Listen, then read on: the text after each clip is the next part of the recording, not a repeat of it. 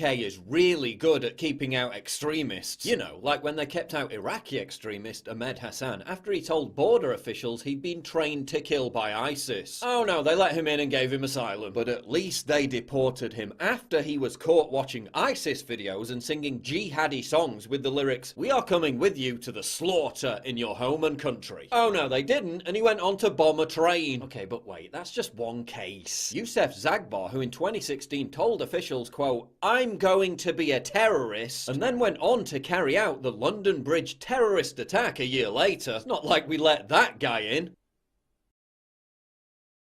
Oh, Sheikh Hamza Sodagar, who called for homosexuals to be burned to death and thrown off cliffs, was stopped from entering the UK when he tried to give a series of lectures in London. Oh no, he was given a visa and welcomed in. Okay, but some are gonna slip through the cracks, right? Syed Muzaffar Shah Qadri, a preacher considered so extreme he was banned in Pakistan. Someone who praised the murderer of a politician in Pakistan who spoke out against blasphemy laws. At least he was banned from the UK. No, he was allowed in and went on to do a speaking tour of British mosques. Okay, but Mohammed Naqib-ur-Rehman and Hassam Hasib-ur-Rehman, two Muslim clerics who praised the same assassin in Pakistan, they were kept out, right? No, they were welcomed by the Archbishop of Canterbury. Okay, mistakes were made, but at least we stopped 400 returning ISIS jihadists from re-entering the UK.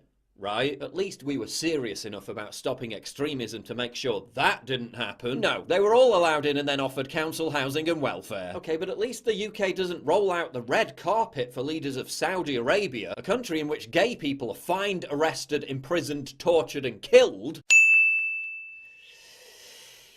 Oh. So what extremists are we stopping from entering the UK? Martin Sellner, a right-wing activist who planned to give a speech in Speaker's Corner Hyde Park about the threat to free speech. Banned. Brittany Pettibone, an author and activist who planned to conduct an interview with Tommy Robinson, a national figure who's made numerous appearances on national television. Banned. Lauren Southern, a conservative journalist who planned to make videos and work on a documentary. Banned. Lauren was specifically banned for handing out leaflets which said Allah is a gay god. Maybe if she'd have just represented a country that enforces the industrial persecution of homosexuals, she'd have been embraced with open arms. It's also interesting how Pettibone was detained and deported for attempting to interview Tommy Robinson, a fate that didn't await journalists from ABC and NBC News when they arrived in the UK to interview Tommy Robinson. Now just indulge me for a second, but it's almost as if all these reasons are absolute bullshit. And the real reason for them being banned is that the UK is an authoritarian country, which has de facto begun enforcing blasphemy laws that make criticism of Islam, which is a belief system and not a race, a criminal offence. That can't possibly be true, can it? It can't possibly be true that we have a government which admits it can't keep track of 20,000 potential terrorists, yet is waiting in the middle of the night to pounce on and detain under the Terrorism Act a 22-year-old Canadian girl because she did some real-life shit posting. That's just not possible. That would be horrible. I mean, after Trump's disgusting Muslim ban, the world spoke out in unison against the outrageous idea of refusing people entry simply because of their private personal beliefs. That could never happen here. It can't possibly be true that our bureaucracy is so poisoned by political correctness it keeps 25-year-old conservatives locked up for days over their political opinions, while ignoring industrial-scale grooming scandals where young girls and children are abducted, drugged, abused and defiled for years on end, and the culprits aren't prosecuted because authorities fear they might be seen as racist, and our national broadcaster barely even covers the story, burying it between stories about the Crufts dog show and a council grant. That scenario is just too wacky to believe. I mean, it's not like while the current Conservative government detains and deports foreign nationals for criticising Islam, the potential next government in waiting wants to punish British citizens for criticising Islam. Who would believe such nonsense? Who would believe that authorities are turning a blind eye to marauding rape gangs while arresting thousands of people a year for offensive tweets? Who would believe that teachers are being reported to government counter-terror radicalisation bodies for saying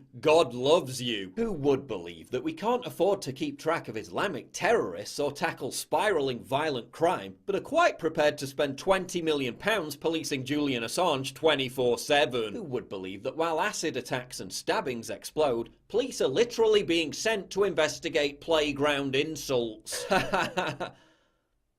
Who would believe that while Deliveroo drivers refuse to work in certain parts of the country because of violent attacks, police are encouraging people to call emergency numbers if they're offended by tweets? Who would believe that while police budgets are being slashed and the public is being told not all crimes can be investigated, a man in Scotland faces prison time for a joke video in which he made his pug dog mock Nazis? Ha ha ha ha ha.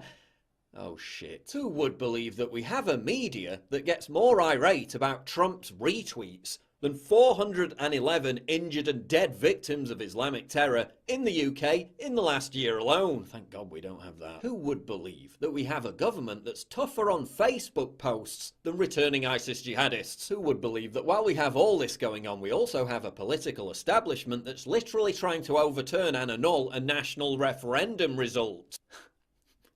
Who would believe any of that silliness?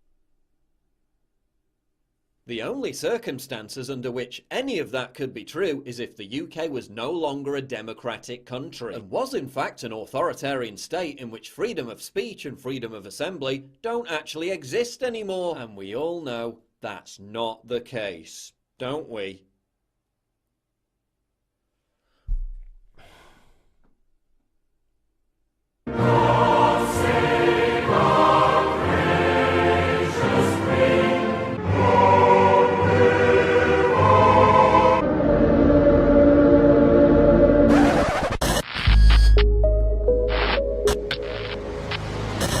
Please click the big red button to subscribe. It really helps me when you do that, and click the bell to allow notifications so you never miss a new video.